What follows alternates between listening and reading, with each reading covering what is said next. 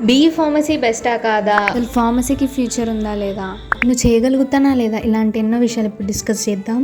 నీట్లో seat రాకపోతే ఫార్మసీని చాలామంది చూస్ చేసుకుంటారు. ఆ టైంలో ఫార్మసీ బెస్టా కాదా అనేది చాలా మంది మైండ్లో తిరుగుతూ ఉంటుంది. అసలు ఫార్మసీ బెస్టా కాదా ఇప్పుడు మనం డిస్కస్ చేద్దాం. స్ట్రైట్గా ఆన్సర్ చెప్తాను, pharmacy is not made for everyone. కానీ పేషెన్స్ అండ్ ప్యాషన్ ఉంటే చాలా మంచి ఫ్యూచర్ ఉంటుంది. ప్రాబ్లం ఏంటంటే అవేర్నెస్ లేదు. మార్కెట్లో సాచురేషన్ ఉంది, but talented people always needed. అసలు ఫ్యూచర్ ఉందా లేదా అంటే అది మన పైన డిపెండ్ అయి ఉంటుంది. మంచిగా అవేర్నెస్ ఉండి మీకు ప్యాషన్ ఉంటే this is the best course you have. అసలు ఫ్యూచర్ ఉందా లేదా అంటే ఎందుకు లేదు, ఖచ్చితంగా ఉంటుంది. డాక్టర్ అనేవాడు ప్రిస్క్రైబ్ చేశాడు, మరి హూ ఫార్ములేట్స్ ద డ్రగ్? ఫార్మసిస్టే కదా.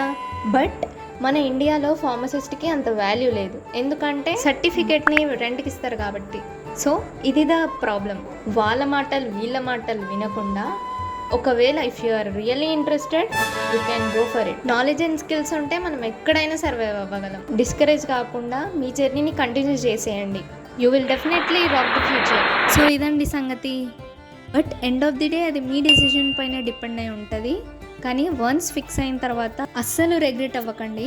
ఇలాంటి ఫార్మసీ ముచ్చట్లు మనం ఎన్నో డిస్కస్ చేద్దాం. Please subscribe, share and comment. Next వీడియోలో మళ్ళీ కలుద్దాం. నా వీడియోస్ మీ వరకు రావాలంటే మీరు సబ్స్క్రైబ్ చేసుకోండి. సో ఎవరైనా ఈసారి నీట్లో మిస్ అయితే ఫార్మసీ చేయాలి అనే ఆలోచన ఉంటే ఈ వీడియో వాళ్ళకి షేర్ చేయండి.